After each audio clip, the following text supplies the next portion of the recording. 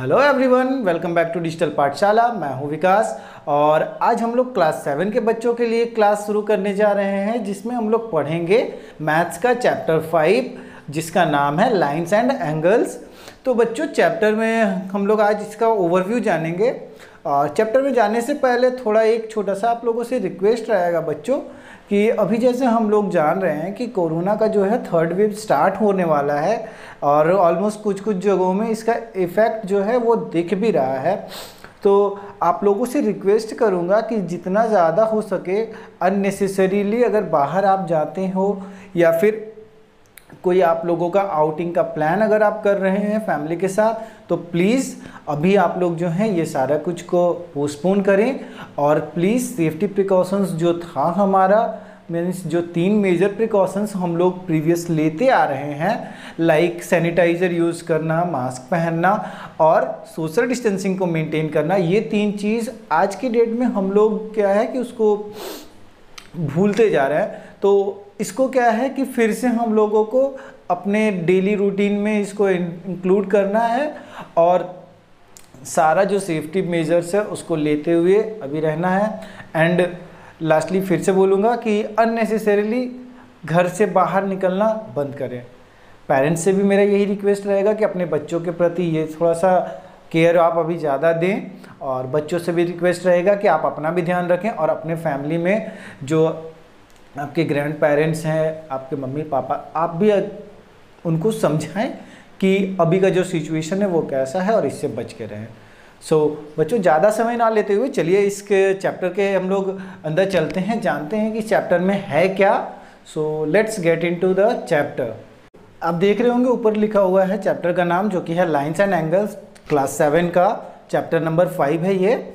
और हम लोगों ने क्लास 6 में भी इस चैप्टर से रिलेटेड कुछ चीज़ें को पढ़ा था। वो चीज़ था लाइंस। हम लोग क्लास 6 में लाइंस के बारे में पढ़े हैं। ओके, तो अभी मैं फिर से ब्रीफली लाइंस के बारे में आप लोगों को एक्सप्लेन कर देता हूँ, उसके बाद हम लोग एंगल्स के भी बारे में समझेंगे। तो आइए शुरू करते हैं। तो पहला चीज़ है लाइन। लाइन है क्या?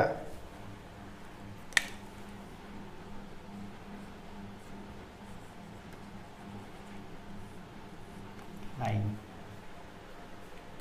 भाई लाइन तो हम लोग सबको ही जानते हैं, इसको ही लाइन बोलते हैं। बट ये लाइन कैसे है इसको हम लोग यहाँ पे समझते हैं, ठीक है? तो आइए इसको समझा जाए। लाइन है, ठीक। तो हम लोग लाइन से पहले लाइन सेगमेंट को जानेंगे।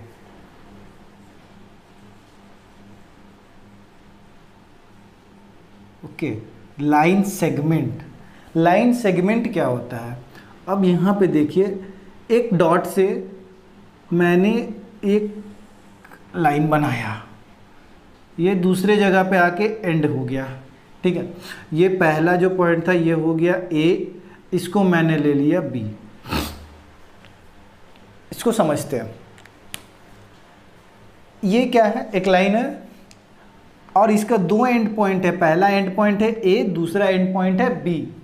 तो जब भी एक लाइन का 2 एंड पॉइंट्स होगा उसको हम लोग लाइन सेगमेंट बोलेंगे। समझ रहे हैं? So a line having 2 end points is termed as a line segment. ये हो गया लाइन सेगमेंट का भाई कहानी। सेकेंड थिंग आता है, अब लाइन क्या है? लाइन, ये जो लाइन सेगमेंट है मैं इसको फिर से यहाँ से ड्रॉ कर रहा हूँ। ये हो गया ए, ये हो गया बी। ये लाइन सेगमेंट को मैंने फिर से यहाँ पे ड्रॉ किया। अब क्या करेंगे हम? इस लाइन सेगमेंट का जो दोनों एंड पॉइंट है इसको एक्सटेंड करना शुरू करेंगे, ये इधर के तरफ और इधर वाले को इस साइड के तरफ। ओके, सो इमेज में आप देख पा रहे होंगे मैंने जो बनाया है ये लाइन सेगमेंट ए और बी का बीच का लाइन सेगमेंट जो था ए बी, इसको मैंने दोनों साइड से एक्सटेंड करना शुरू करा, बी के साइड से भी, ए के साइड से भी। तो जब कभी एक लाइन सेगमेंट को हम लोग दोनों एंड से एक्सटेंड करना शुरू करते हैं तो वो होता है line, because line has no end points. इसका कोई एंड पॉइंट दिख रहा है? ये इधर बढ़ता चला जा रहा है, ये इधर बढ़ता चला जा रहा है।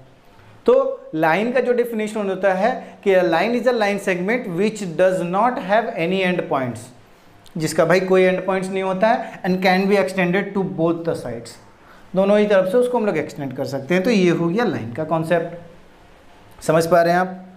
अब लाइन सेगमेंट लाइन, अब इसके बाद एक और चीज आता है जिसको हम लोग कहते हैं, मैं यहां पे बता दे रहा हूं, छोटा सा चीज है रे। रे क्या होता है? रे सिंपली होता है एक पॉइंट से वन डायरेक्शन में अगर कोई लाइन निकल रही है तो उसको हम लोग रे बोलेंगे, समझ गए। अब इधर मैंने इधर कर दिया, ये नीचे भी जा सकता है, ये इधर भी जा सकता है, ये इधर भी जा सकता है, इधर भी जा, किधर भी जाए, बट एक पॉइंट से एक डायरेक्शन में सिर्फ अगर कुछ जा रहा है कोई लाइन, तो उसको हम लोग क्या बोलेंगे? रे बोलेंगे। मैं इनको इरेज कर रहा हूं ताकि आपको कंफ्यूजन ना हो। सारे को इरेज कर दिया, यानी कि रे क्या है कि एक पॉइंट से एक डायरेक्शन में अगर कोई लाइन जा रहा है तो उसको हम लोग रे बोलेंगे। अब आते हैं एंगल्स के ऊपर।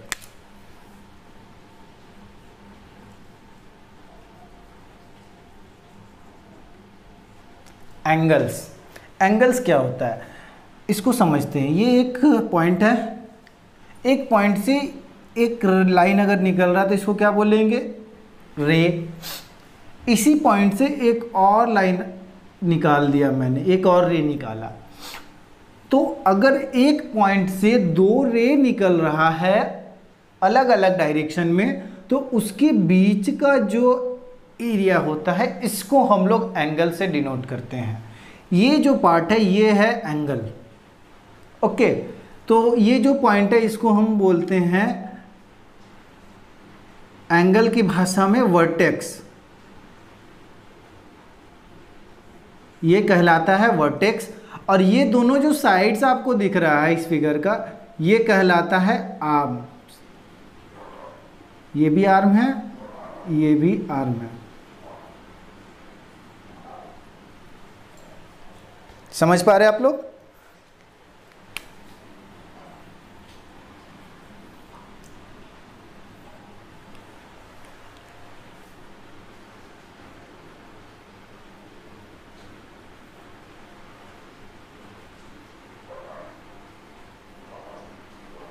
ये हो गया एंगल। और एंगल को हम लोग डिनोट करते हैं डिग्री में।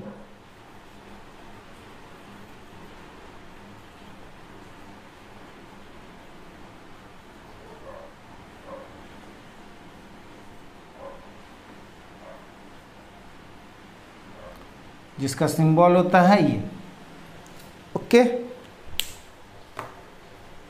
तो जब भी दो एक पॉइंट से दो रे निकलता है तो उसके बीच का जो पार्ट होता है उसको हम लोग एंगल बोलते हैं, ठीक है।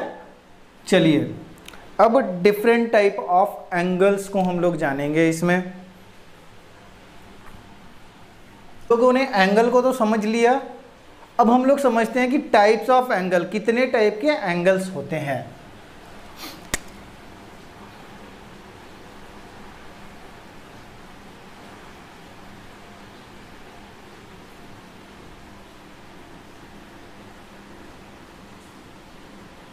टाइप्स ऑफ एंगल्स, तो टाइप्स ऑफ एंगल में आइए देखें कौन कौन सा टाइप है। तो पहला मैं शुरू करता हूं एक्यूट एंगल से, ओके।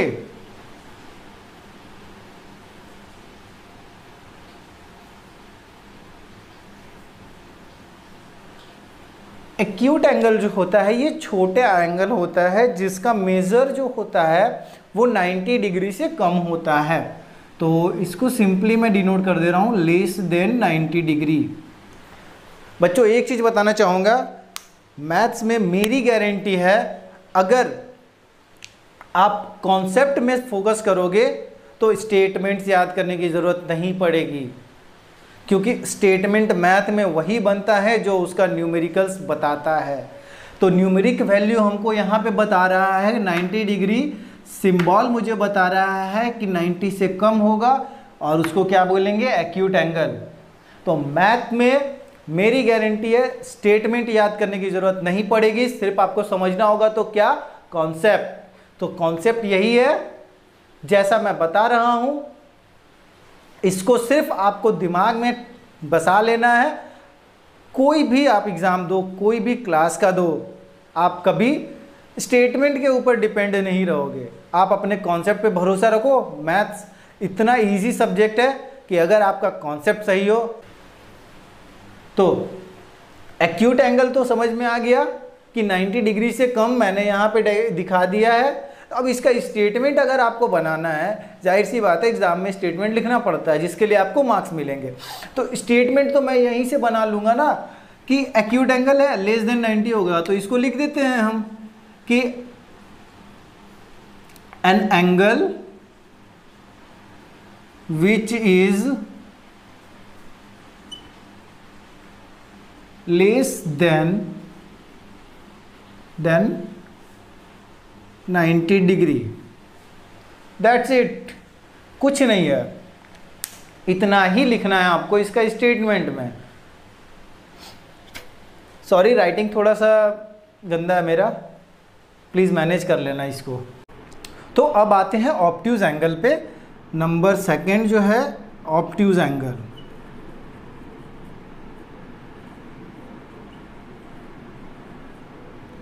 के एक्यूट एंगल में जैसे हम लोग देखें कि एक्यूट एंगल जो होता है वो 90 डिग्री से कम होता है, सेम ऑब्ट्यूज एंगल में क्या होता है कि 90 डिग्री से ज़्यादा होगा बट 180 डिग्री से कम होता है।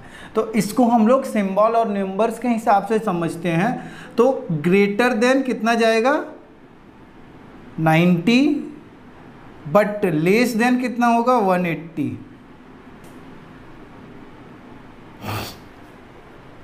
समझ गए?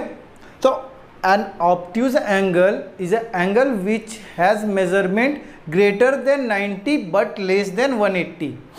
यहाँ से ही आपका स्टेटमेंट इसका भी बन जाएगा कि ऑब्ट्यूज एंगल वो एंगल है जिसका जो मेजरमेंट है वो 90 से ज़्यादा होता है और 180 से कम होता है। ठीक है, इसका स्टेटमेंट खुद से लिख लेंगे, डिस्क्रिप्शन में मैं इसका स्टेटमेंट डाल दूंगा। और रिक्वेस्ट करूंगा जो अभी हमारे नए व्यूअर्स हमसे जुड़े हैं वो जल्दी से जल्दी इस चैनल को सब्सक्राइब करें और बेल आइकन को प्रेस कर दें ताकि हमारा जो भी लेटेस्ट अपडेट आता रहे वो आपको मिलता रहे। So let's continue to the next obtuse angle. अब एक तीसरा आता है जिसको हम लोग बोलते हैं राइट एंगल।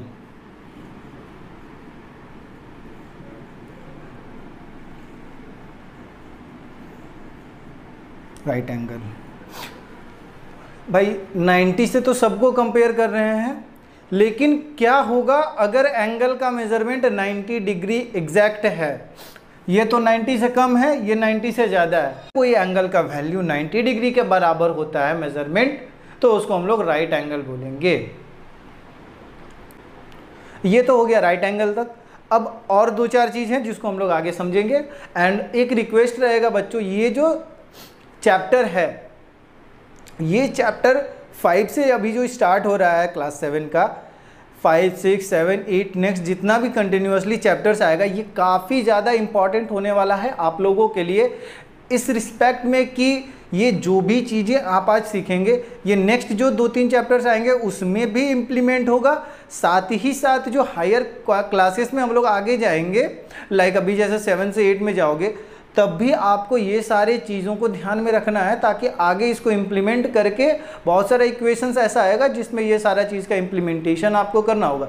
तो अगर अभी हम लोग इसको अच्छे से समझ जाते हैं, कॉन्सेप्ट इसका हमारा क्लियर होगा, तो क्या है हायर स्टडीज़ में हमें फिर से ये सारा चीज़ को पढ़ने की ज़रूरत नहीं होगा, क्योंकि हम लोगों का दिमाग में ये चीज़ धंस चुका रहेगा।